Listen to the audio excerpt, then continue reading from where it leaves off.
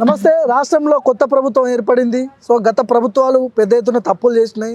TSPSC paper లీకేజ్లు, group 1 రద్దులు ఇవన్నీ జరిగిపోయినాయి. ఇది ఒక శతాబ్దం అంతరించిపోయింది. సో కొత్త ప్రభుత్వం వచ్చింది. మరి గ్రూప్ 1 అభ్యర్థులకు టీఎస్పీఎస్సీకి సంబంధించిన నిరుద్యోగులు చాలామంది లక్షల మంది కాంగ్రెస్ పార్టీకి ఓట్లేసి గెలిపించిన పరిస్థితి మనం చూసినాం. మరి గ్రూప్ 1 ఈసారి కూడా లేనట్టే కనిపిస్తుంది. ఆల్రెడీ 2 సార్లు రద్దు అయిపోయింది. నెక్స్ట్ మంత్ 6-7 తేదీలో ఉండాలి యాక్చువల్గా. సో లెక్క ప్రకారం. సో ఈ సిచ్యువేషన్ చూస్తుంటే ఇప్పట్లో గ్రూప్ 2, గ్రూప్ 1 ఇవి లేనట్టే కూడా కనిపిస్తూ ఉన్నాయి. ఒకసారి మనం డిస్కస్ చేద్దాం. అశోక్ సార్ ఉన్నారు నాతో పాటు. సార్ నమస్తే. ముందుగా నమస్తే అండి. సరే, అయిపోయింది. కేసీఆర్ని అందరూ కలిసి నిరుద్యోగులు కలిసి ఓడగొట్టరు, ఉద్యోగాలు ఇవ్వలేదని ఓడగొట్టరు, అయిపోయింది. కొత్త వాళ్ళు వచ్చిర్రు. మరి ఫస్ట్ కీలకంగా వ్యవహరించింది వీళ్ళే, నిరుద్యోగులే. నల్గొండ, ఖమ్మం, వరంగల్ మొత్తం క్లీన్ స్వీప్ చేసిరు. కాంగ్రెస్ బీఆర్ఎస్ లేకుండా చేసిరు అసలు. కానీ ఈ గ్రూప్ 2 మళ్ళీ రద్దు అయ్యే అవకాశం కనిపిస్తుంది. 2 సార్లు రద్దు అయిపోయింది. ఇప్పుడు ఏంది పరిస్థితి? వీళ్ళు ఏం చేయాలి అసలు? అంటే దీన్ని రద్దు అని చెప్పలేము, కానీ గ్రూప్ 2 మాత్రం రేపు జనవరి 6-7 తారీఖులలో ఎగ్జామ్ అయితే జరగదు. ఎందుకు జరగదు అంటే చైర్మన్ రాజీనామా చేసిండు, సభ్యులు రాజీనామా చేసిండు. కాకపోతే రాజీనామా అనేది గవర్నర్ దగ్గర ఉంటే ఉండవచ్చు, కానీ రాజీనామా చేశారు కాబట్టి ఈ రేపు జనవరి 6-7 తారీఖులలో నిర్వహించే ఎగ్జామ్కి పకడ్బందీ ప్రణాళిక ప్రకారం, ఎందుకంటే రాష్ట్రంలో ఎక్కువ మంది పోటీ పడే ఉద్యోగాలు 2, ఒకటి కానిస్టేబుల్, రెండోది గ్రూప్ 2. గ్రూప్ 2 అంటే దాదాపుగా 5,51,000 మంది పోటీ పడతా ఉన్నారు. అంతమందికి ఏర్పాటు చేయాలా, వాళ్ళకు మళ్ళీ ఫింగర్ ప్రింట్ తీసుకోవాల్సి వస్తుంది, ఇవన్నీ బయోమెట్రిక్ తీసుకోవాల్సి వస్తుంది. ఈ బయోమెట్రిక్ అన్ని ఏర్పాట్లు అనేది రేపు జనవరి 6-7 తారీఖుకి తీసుకోవడం అనేది సాధ్యం కాదు. ఎట్టి పరిస్థితుల్లో రేపు జనవరి 6-7 తారీఖులో ఎగ్జామ్ అయితే నిర్వహించారు. దాని ఏర్పాట్లు కూడా జరగడం లేదు. ఎగ్జామ్ అయితే ఉండదని చెప్పేసి భావిస్తా ఉన్నారు. ఇప్పుడు వీళ్ళందరూ అప్లై చేసుకున్న వాళ్ళందరూ పరిస్థితి 5,50,000 మంది ఎంతోమంది ఉన్నారు. వీళ్ళ పరిస్థితి ఏం చేయాలి వీళ్ళు మరి ఇమ్మీడియట్గా? ఎందుకంటే 30 లక్షల మంది నిరుద్యోగులు కలిస్తేనే ఈ ప్రభుత్వం ఏర్పడింది. ఈ ప్రభుత్వానికి మొట్టమొదటి ప్రాధాన్యత నిరుద్యోగ అంశం ఉండాలి. కానీ డిసెంబర్ 7వ తారీఖు నాడు ప్రభుత్వం ఏర్పడింది. అంటే దాదాపుగా ఒక 15 రోజుల పైన ఏర్పడింది, ఆ పైన అయ్యింది ఇప్పటికీ. అయితే ఇప్పుడు గవర్నమెంట్ ఇమీడియట్ ఏం చేయాలంటే, రేవంత్ రెడ్డి గారు అవసరమైతే చిన్నపాటి బహిరంగ సభలాగా నిరుద్యోగులందరితో ఒక మీటింగ్ పెట్టండి, చర్చలు జరపండి, నిరుద్యోగుల సమస్యలు ఏంటో తెలుసుకోండి. ఎందుకంటే గత 10 సంవత్సరాలుగా, దశాబ్ద కాలంగా ఈ గవర్నమెంట్, టీఆర్ఎస్ గవర్నమెంట్ పట్టించుకోలేదు, అవహేళనగా మాట్లాడింది, మేనిఫెస్టోలకు అంశం కూడా పెట్టలేదు. టీఆర్ఎస్ పార్టీ పైన ఉన్నట్టు వ్యతిరేకతతో అందరూ కూడా కాంగ్రెస్ పార్టీని గెలవాలని ఓటేశారు. నేను కూడా టీఆర్ఎస్ పార్టీ ఓడిపోవాలన్న ఒక బలమైన లక్ష్యంతో కాంగ్రెస్ను గెలిపించాలని కూడా చెప్పినటువంటి వ్యక్తులలో నేను ప్రథమ స్థానంలో ఉన్న వ్యక్తి. నిరుద్యోగులందరినీ ఏకం చేయడంలో కూడా ముందున్నటువంటి వ్యక్తిని. ఇవాళ ఈ గవర్నమెంట్ వచ్చి ఇప్పటిదాకా నిరుద్యోగుల పైన ఒక చర్చ జరుపుతలేదు, సమీక్ష జరపాలా. వాళ్ళు రాజీనామా చేశారు అంటే ఒక 1-2 గంటలు సమీక్ష జరిగినట్టుంది, కానీ ఒక రోజు మొత్తం కూడా దీనిపైన సమీక్ష జరపాలి.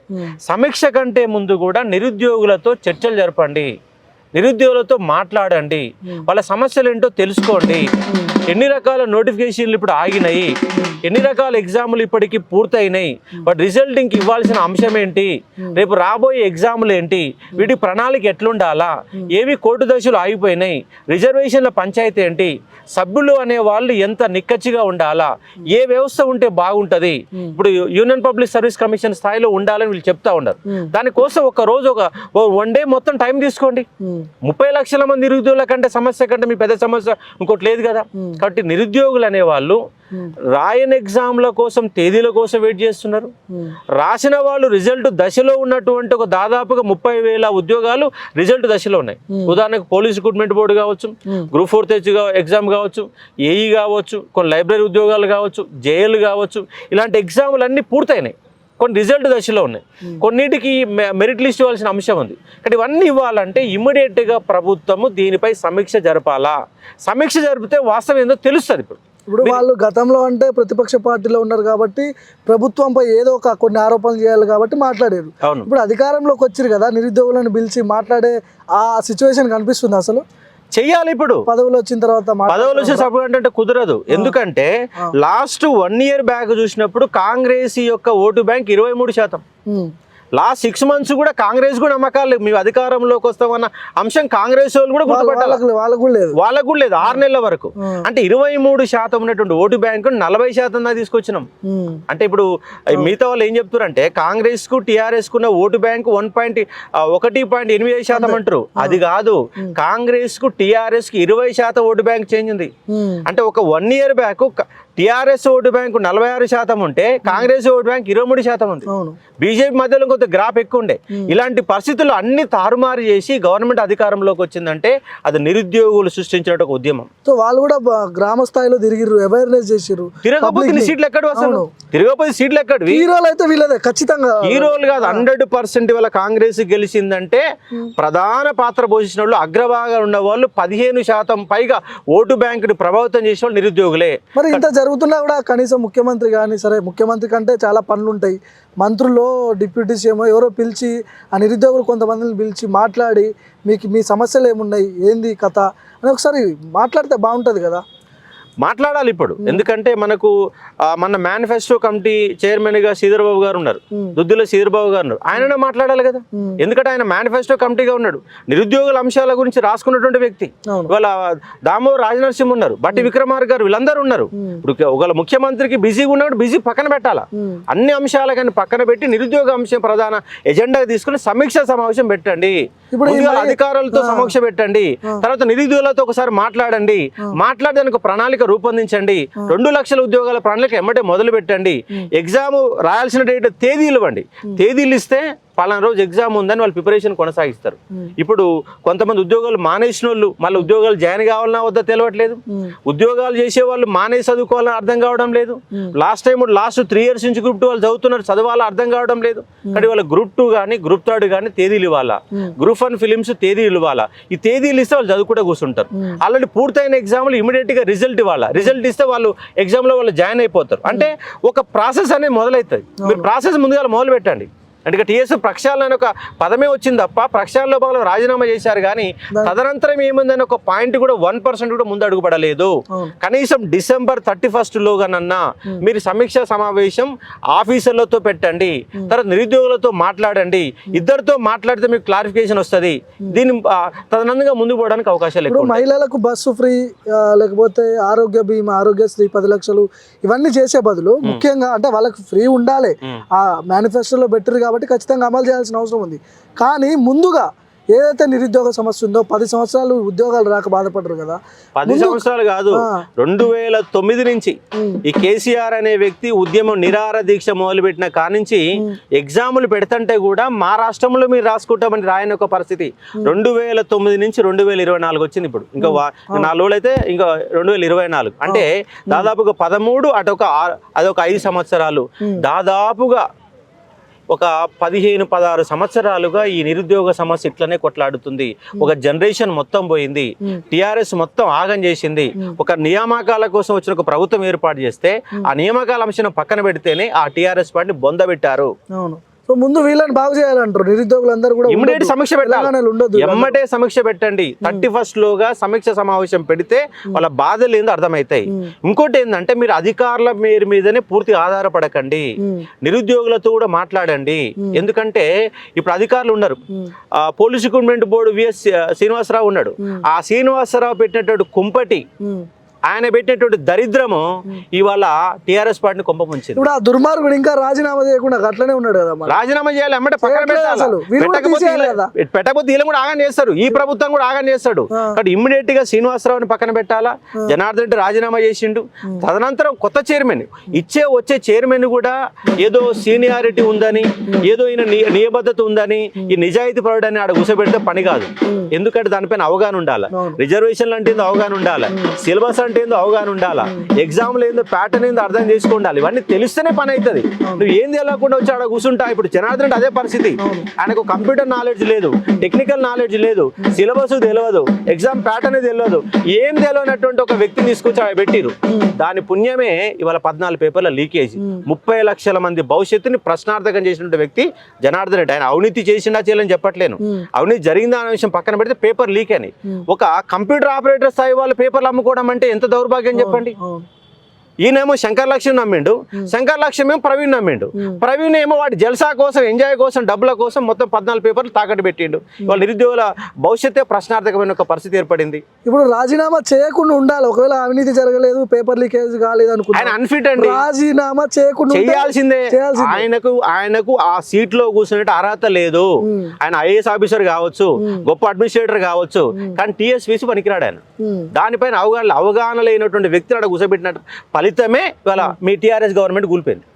టీఆర్ఎస్ పార్టీ ఇవాళ బొందబెట్టడానికి, అధికారం కోల్పోవడానికి కారణం ఏంటంటే 14 పేపర్ల లీకులు, ఈ పోలీస్ రిక్రూట్మెంట్ యొక్క వివి శ్రీనివాస్ యొక్క అరాచకాలు. ఇవాళ ఉస్మాన్ యూనివర్సిటీలో మనం ఉన్నాం కదా, ఈ వీసీ కూడా అట్లే చేస్తున్నాడు. ఈ వీసీ కూడా అప్రజాస్వామికంగా వివరించిన కారణంగా యూనివర్సిటీ విద్యార్థులు కూడా శత్రువులుగా మారిపోతున్నారు. విద్యార్థులు శత్రువు ఓళ్ళు మార్చుకోరు అనుకుంటున్నారు, అధికారులు మార్చారు. అంటే అధికారుల పైన మీకు అవగాహన లేదు. మీకు ఎక్కడైనా డబ్బులు వచ్చే కాళేశ్వరం పైన పని ఉంది, డబ్బులు వచ్చేటటువంటి మిషన్ భగీరథ పని ఉంది, డబ్బులు వచ్చేటటువంటి ఏరియాలను మీరు పరిపాలన చేశారు. ఈ డబ్బులు రానటువంటి నిరుద్యోగుల గురించి, ఉద్యోగాల గురించి మీరు పట్టించుకోలే. దాని ఫలితమే ఇవాళ ప్రతిపక్షాలు కూర్చున్నారు. ఇవాళ కాంగ్రెస్ కూడా నిరుద్యోగుల గురించి పట్టించుకోకపోతే మీకు కూడా లొల్లి స్టార్ట్ అవుతుంది, వ్యతిరేకత పవనాలు వీయడానికి అవకాశం. ఆల్రెడీ వాళ్ళు స్టార్ట్ చేశారు. జియో 46 వాళ్ళు మన ధర్నా చౌక్ లో కూర్చోరు, మమ్మల్ని ఇదే ప్లేస్ లో ఇదే ధర్నా చౌక్ లో కూర్చోబెట్టి మాతో ధర్నాలు చేపించారు కదా మీరు. సో యూత్ కాంగ్రెస్, శివసేన, రెడ్డి వీళ్ళందరూ కలిసి 46 అభ్యర్థులతో ధర్నా చేపించారు. వాళ్ళు ఇప్పుడు మాట్లాడతలేరంట. సపోర్ట్ చేసింది ఇక్కడ ప్రభుత్వం ఉన్నాయి కదా, ప్రభుత్వం వైపు ఏం చెప్పాలా, ప్రభుత్వం నిర్ణయం తీసుకోవాలా. కాబట్టి మీరు ఒప్పియాలి. ఇప్పుడు కాంగ్రెస్ పార్టీలో ఉన్నటువంటి వ్యక్తులైనటువంటి మీరు పార్టీని ఒప్పియాలా. ఇక్కడ జీవో నెంబర్ల పైన సమీక్ష జరగాలి. అన్ని అంశాలపైన సమీక్ష పెడితే, రిక్రూట్మెంట్ బోర్డుల వ్యవస్థ పైన సమీక్ష చేస్తే క్లారిటీ వస్తుంది, తేదీల పైన క్లారిటీ వస్తుంది. కాబట్టి నేను చెప్పేది ఏంటంటే జనవరి 6, 7 తారీఖులలో ఎట్టి పరిస్థితులలో కూడా ఎగ్జామ్ ఉండడానికి అవకాశం లేదు, ఏర్పాట్లు జరగడం లేదు. వాళ్ళకు బయోమెట్రిక్ తీసుకోవడానికి పెద్ద సమస్య. బయోమెట్రిక్ తీసుకొని కారణంగానే వాళ్ళ గ్రూప్ 1 అనేది రద్దయిన ఒక పరిస్థితి. ఇవన్నీ జరగాలంటే కాంగ్రెస్ పార్టీ ఏమంటే సమీక్ష పెట్టాలా, సమీక్ష పెడితే సమస్య పరిష్కారం దొరకడానికి అవకాశం ఉంది. ఇప్పుడు వీళ్ళు ఫ్రెష్ గా అప్లై చేసుకోవాల్సి వస్తుందా మళ్ళీ? అప్లికేషన్ ఎవరైతే అప్లై చేసుకున్న వాళ్ళు దాని ప్రాసెస్ ఏమైనా ఉంటుందా మళ్ళీ? అంటే ఇక్కడ 2 విధానాలు, ప్రభుత్వ నిర్ణయం పైన ఆధారపడి ఉంటుంది. ఆల్రెడీ ఉన్నటువంటి ఈ యొక్క అప్లికేషన్ ద్వారా పరీక్ష పెడితే కొంచెం డేట్ తొందర రావడానికి అవకాశం. ఒకవేళ మళ్ళీ కొత్తగా అప్లికేషన్స్ ఇస్తే మళ్ళీ ఇంకా లేట్ అయితే, ఇప్పటికే 3 సంవత్సరాలుగా చదువుతున్న ఒక పరిస్థితి ఉంది. దీనిపైన గవర్నమెంట్ నిర్ణయం తీసుకోవాలి. ఎందుకంటే కొత్తగా అప్లై చేసుకున్న వాళ్ళకు దాదాపు 50,000 నుంచి 1,00,000 మంది వరకు మళ్ళీ రెడీ అయిపోయారు. దాదాపు 2 years అవుతుంది కాబట్టి రెడీ కావడానికి అవకాశం. దాదాపు మినిమం 50,000 మంది ఉంటారు. మరి 50,000 మందికి అవకాశం ఇస్తుంటే మళ్ళీ తేదీలు పెరగడానికి అవకాశం ఉంటుంది. ఇక్కడ ప్రభుత్వం దీనిపైన కొత్త వాళ్ళకి అవకాశం ఇవ్వాలన్నా, పోస్టులు పెంచాలి. అంటే ఇప్పుడు ఉన్నటువంటి 783 పోస్టులు కాకుండా 2,000 ఉద్యోగాలు గ్రూప్ 2 ఉద్యోగాలు, 3,000 ఉద్యోగాలు గ్రూప్ 3 ఉద్యోగాల పోస్టులు పెంచి తేదీలు ఎమ్మటే ప్రకటిస్తే ప్రశాంతంగా చదువుకొని ఎగ్జామ్ రాయడానికి అవకాశం ఉంటుంది.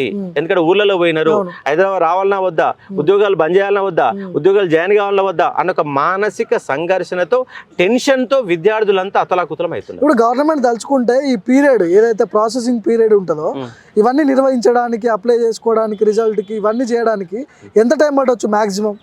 అంటే ఇప్పుడైతే తేదీలు అయితే ప్రకటన చేయొచ్చు. గవర్నమెంట్ తలుచుకుంటే ఒక 1 month లో దీన్ని సెటరేట్ చేయొచ్చు, మొత్తం సెట్ అయిపోతుంది. ఫస్ట్ మీరు December 31 లో సమీక్ష సమావేశం పెట్టండి. December 7వ తారీఖున ఏమంటే మొట్టమొదటిసారిగా నిరుద్యోగుల అంశాల మీదనే మేము మాట్లాడతామని చెప్పారు. December 7 పోయింది, వాళ్ళు 26 తారీఖు వచ్చింది. 16, 3, 19, 20 రోజులు అయితే 20 రోజుల కానించి మీరు విద్యాశాఖ పైన ఈ యొక్క నిరుద్యోగుల పైన సమీక్ష పెట్టలేదు. ఇమ్మీడియట్ గా సమీక్ష సమావేశం పెట్టి తేదీలు ప్రకటించాలా, రిజల్ట్స్ ఇవ్వాలని ప్రధాన డిమాండ్. విద్యాశాఖ మంత్రి ఇంకా తీసుకోలేదు కాబట్టి విద్యాశాఖ మంత్రి నియమించిన తర్వాత నిరుద్యోగిత అంశం వేరు. నిరుద్యోగిత అంశం అనేది విద్యాశాఖతో సంబంధం లేకుండానే రిక్రూట్మెంట్ బోర్డుల పరిధిలో జరుగుతుంది. దీనిపైన సమీక్ష పెట్టుకోవచ్చు. విద్యాశాఖ మంత్రి లేకుండా కూడా ఇది కొనసాగించవచ్చు. విద్యాశాఖ మంత్రి పెడితే అయిపోయి, మరి పెట్టడానికి ఇంకా ఆలస్యం ఎందుకు? అది కొంచెం లేట్ ఉంది, దాని తర్వాత లేట్ చేయాలా? అంటే విద్య అంటే మీకు చిన్న చూపా? అంటే ఇప్పుడు అన్ని రకాల మంత్రి పదవులు ఇంపార్టెంట్ కానీ విద్యాశాఖ మంత్రి ఇంపార్టెంట్ కాదా? విద్యాశాఖ మంత్రి అంటే మీకు ఇంపార్టెన్స్ అంటే నిరుద్యోగుల పైన, విద్యా వ్యవస్థ పైన మీకు కూడా అదే స్ట్రాటజీ ఉన్నట్టు అర్థమవుతుంది కదా. మరి ఇమ్మీడియట్ గా విద్యాశాఖ మంత్రిని పెట్టండి, పెట్టి సమీక్ష చేసి అన్ని చేసి విద్యా వైద్యానికి ప్రాధాన్యత ఇస్తే రాష్ట్ర అభివృద్ధి జరుగుతుంది. లేదు మళ్ళీ ఉచితాలతోనే మీ ప్రభుత్వాన్ని నడుపుతారంటే మళ్ళీ దివాలా తీయడం, మళ్ళీ గందరగోళం జరుగుతుంది. అంటే విద్యా వైద్యాన్ని ప్రాధాన్యత అంశాలుగా మీరు పెట్టుకోండి, రాష్ట్రాన్ని బాగు చేయండి, విద్యా వ్యవస్థను బాగు చేయండి మొత్తం. ఎందుకంటే ఈ 10 ఏళ్ల కాలంలో నాశనమైన వ్యవస్థలు ఏంటంటే విద్యా వ్యవస్థ సర్వనాశనమైంది. దాన్ని మీరు బాగు చేయాలా, బాగు చేస్తామని చెప్పినారు. 6,000 పాఠశాలలు పెడతామని చెప్పి ఇవన్నీ పెట్టాలా. కాబట్టి ప్రధానంగా ఇవాళ విద్యార్థులు అనేవాళ్ళు, ఇవాళ నా ఛానల్లో మన ఎమ్మెల్సీ పోటీ చేసినటువంటి హర్షవర్ధన్ రెడ్డి సార్ ఏమంటే రేపు జూన్ 6-7 తారీఖులలో తేదీలు ఎగ్జామ్ ఉంటుందని చెప్పారు, కానీ దాని ఏర్పాట్లు జరగలే. మరి సమాచార లోపమా మరి ఏమో తెలియదు, కానీ రేపు 6-7 తారీఖు సంబంధించి టీఎస్పీఎస్సీకి వెళ్ళి ఎలాంటి పనులు అనేవి జరగడం లేదు. పైగా ఈ దొంగ కమిషన్ కనుక ఎగ్జామ్ పెడితే మరి పేపర్లు అమ్మిన పేపర్లే కదా, 1 year బ్యాక్ తయారైన పేపర్లు కదా. ఎప్పుడో 1 year బ్యాక్ తయారు చేసిన పేపర్లతో రేపు జూన్ 6-7 తారీఖు ఎగ్జామ్ పెడితే ఎట్లా ఉంటుంది?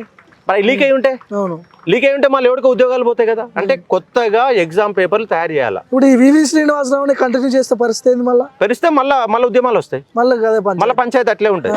దాదాపు కొనసాగించారని అనుకుంటున్నాను. మొత్తం అయితే ఫలితాలు రావాలి కాబట్టి ఆ ఫలితాలు వచ్చి అయిపోతే వివి శ్రీనివాసరావు అనే వ్యక్తి పీడ విరగడానికి అవకాశం ఉంది. ఆయన రాజీనామా చేసి పోయేటట్టు చేస్తున్నారేమో.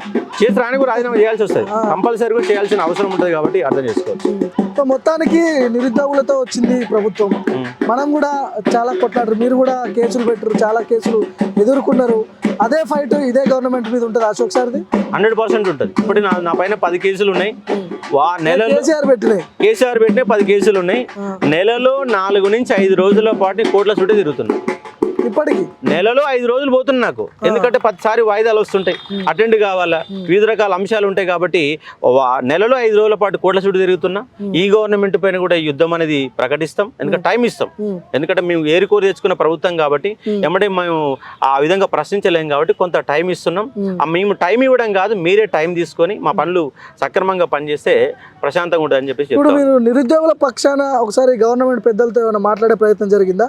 లేక విద్యాశాఖ అంటే రేవంత్ రెడ్డి దగ్గర కావచ్చు, సీతక్క, వీళ్ళందరూ కొంతమంది మంత్రులు ఉన్నారు, శ్రీధర్ బాబు, వీళ్ళని కలిసే ప్రయత్నం చేయొచ్చు కదా మరి అశోక్ సార్?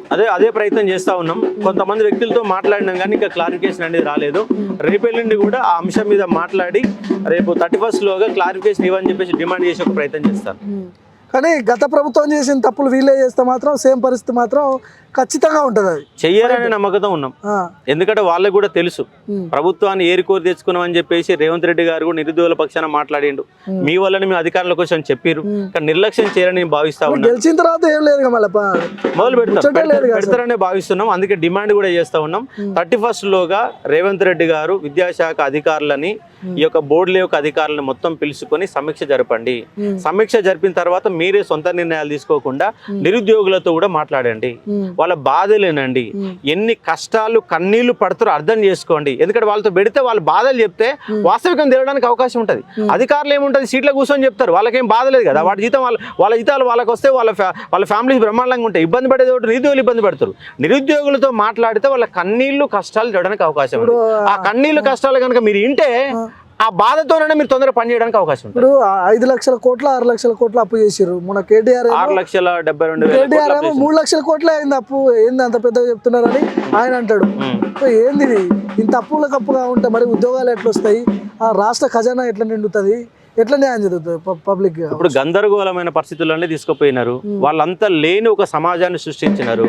అధికార దాహంతో డబ్బులే సంపాదించడం లక్ష్యంగా తెలంగాణ సమాజాన్ని సర్వనాశనం చేసినారు. వాళ్ళు సంపాదించుకోవడం లక్ష్యం కోసం లేని పథకాలను సృష్టించారు. కేవలం ఓటు బ్యాంకు పథకాలను సృష్టించి ఓట్ల కోసమే పనిచేశారు. ఓట్లు కావాలా, వాళ్ళ అధికారంలో ఉండాలా, సంపాదించుకోవాలా. ఇదే వాళ్ళ కాలంలో జరిగినటువంటి పరిపాలన. తలసారంలో మేము 3rd స్థానంలో ఉన్నాం, జీడీపీలో మేము 3rd స్థానంలో ఉన్నాయని దొంగ లెక్కలు చెప్పి అప్పుల కుప్ప చేసి వాళ్ళ రాష్ట్రాన్ని ఆగం పట్టించినటువంటి పరిపాలన కేసీఆర్ యొక్క పరిపాలన. అందుకే కిందికి పంపించారు. వాళ్ళ జైల్లో కూర్చోబెట్టాలి. వాళ్ళని జైల్లో కూర్చోబెడితే కనీసం కొంత నిరుద్యోగులన్నా కొంతనన్నా ఒక ప్రాశ్చాత్తాపం అనేది వాళ్ళకు దొరుకుతుంది, నిరుద్యోగులు దొరకడానికి అవకాశం ఉంటుంది. సో నిరుద్యోగుల తరపున అశోక్ సార్ ప్రభుత్వానికి ఎలాంటి సూచనలు చేయబోతున్నారు ఒకసారి చెప్తే బాగుంటుంది. నేను ఫైనల్గా చెప్పేది ఏంటంటే, ముఖ్యమంత్రి రేవంత్ రెడ్డి గారు ఇమీడియట్గా అధికారులతో సమీక్షా సమావేశం పెట్టండి.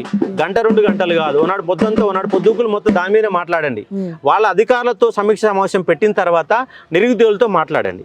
ఈ 2 అంశాలు జరిగిన తర్వాత ఇమీడియట్ మీరు యొక్క నిర్ణయాన్ని, ప్రణాళికను ప్రకటిస్తే నిరుద్యోగులంతా పుస్తకాలు పట్టుకొని చదువుకొని వాళ్ళ ఉద్యోగాల కోసం ప్రయత్నం చేస్తారు. మీరు అదేది చేయకపోతే నిరుద్యోగులు అనేవాళ్ళు మానసిక క్షోభను అనుభవిస్తున్నారు, టెన్షన్తో ఉన్నారు. ఏం చేయాలో అర్థం కావట్లేదు, పుస్తకం పట్టుకుంటే చదువుబుద్ధి కావట్లేదు, ఇంటికి పోదామంటే పోబుద్ధి కావట్లేదు, హైదరాబాద్ రావాలంటే రాబుద్ధి కావట్లేదు. అంటే ఒక మానసిక సంఘర్షణ విద్యార్థులలో బాగా ఉంది. ఆ సంఘర్షణ తొలగించాలంటే దానికి ఇమ్మీడియట్గా రేవంత్ రెడ్డి గారు స్పందించారు. ఇప్పుడు కొంతమంది మేధావులు ఏమంటారు అంటే, గత ప్రభుత్వం చేయలేదు, ఒకవేళ ఈ ప్రభుత్వం కూడా చేయలేదు అనుకో, నిరుద్యోగులు విద్యార్థులంతా రెచ్చిపోయి తుపాకులు పట్టుకునే స్టేజ్ కూడా రావచ్చు తెలంగాణలో. ఇలాంటి చర్చలు కొన్ని మేధావులు కొంతమంది వాస్తవమే, అది వాస్తవమే. కానీ అట్లా పోతే చాలా డేంజర్ కదా. డేంజర్ గా ఆ పరిస్థితి రాదు ఆ పరిస్థితి. ఎందుకంటే వీళ్ళు ప్రజాస్వామ్యాన్ని బలంగా నమ్ముతున్నారు. ఎందుకంటే ఇలా గోడలు మొత్తం బద్దలు కొట్టిరు, ప్రగతి భవన్ గోడలు బద్దలు కొట్టిరు. సెక్రటేరియట్ లో నేను పోతానని రానియలా. నేను ఆడిపోతే నువ్వు పాస్ అయింది ఆడికి పోతానని 100 రకాల ప్రశ్నలు వేస్తే ఎందుకు పంచాలని చెప్పేసి మళ్ళీ వచ్చిన. ఇప్పుడు నీ సెక్రటరీ లోపల పోలే, సెక్రటేరియట్ పోగలుగుతున్నాం, ఇలా ప్రగతి భవన్ కాడు పోగలుగుతున్నాం, ఎక్కడికైనా పోగలుగుతున్నాం. కాబట్టి ప్రజాస్వామ్య పరిపాలన కొనసాగుతుందని మేము భావిస్తున్నాం. కాబట్టి రేవంత్ రెడ్డి గారు కూడా స్పందిస్తారని మేము భావిస్తున్నాం. 31 లోగా ఈ నిరుద్యోగుల అంశాలపైన సమీక్ష జరిపి తేదీలు ప్రకటించండి, ఫలితాలు ఇవ్వండి. ఇది ప్రధానంగా ఫైనల్ చెప్పేటండి. Thank you sir. సో ఇది మొత్తానికి నిరుద్యోగులతో గవర్నమెంట్ వచ్చింది ముమ్మాటికి వాస్తవం. చాలామంది నిరుద్యోగులు కాంగ్రెస్ పార్టీ కోసం కూడా పనిచేసిర్రు. ముఖ్యంగా కాంగ్రెస్ పార్టీ గెలవడానికి చాలా పెద్ద ఎత్తున వీళ్ళు పనిచేసారు. బస్సు యాత్రలు, చైతన్య యాత్రలు ఇవన్నీ కూడా తీసుకుపోయి ప్రజల్లో ఒక అవేర్నెస్ తీసుకొచ్చారు. సో మ్యానిపులేట్ చేయడం ఏదో జరిగింది. మొత్తానికి గవర్నమెంట్ వచ్చింది. సో మీరు చేయాల్సిన పనులు ఏంటంటే ముఖ్యంగా నిరుద్యోగులను ఆదుకోవాలి. ఫస్ట్ బస్సు ఫ్రీ, ఇది ఫ్రీ, అది ఫ్రీ కాదు. ఉచితాలు ఎప్పటికీ వద్దండి. వైద్యం కావాలి, కార్పొరేట్ వైద్యం కావాలి, కార్పొరేట్ విద్య కావాలి, ఇది కావాలి మనకి. ముఖ్యంగా నిరుద్యోగుల సమస్యలను పరిష్కరించాల్సిన అవసరం ఉంది. మాలాంటి ఛానళ్ళు ఇంకా కొట్లాడుతూనే ఉంటాయి. కేసీఆర్ని ఓడగొట్టినా మీరు పెద్ద లెక్క కాదు. కాబట్టి ఉద్యోగాలు ఇవ్వాలి. 2 లక్షల ఉద్యోగాలు ఏడాదిలోపు 2 లక్షల ఉద్యోగాలు ఇవ్వాల్సిన అవసరం ఉంది. లేకపోతే తిరుగుబాటు మీ మీద మొదలవుతుంది. సో ఆ పరిస్థితి రాకుండా చూసుకోవాలని విజ్ఞప్తి చేస్తున్నాం. కెమెరా పర్సన్ గణేష్తో భార్గవ్, మన తొలి వెలుగు.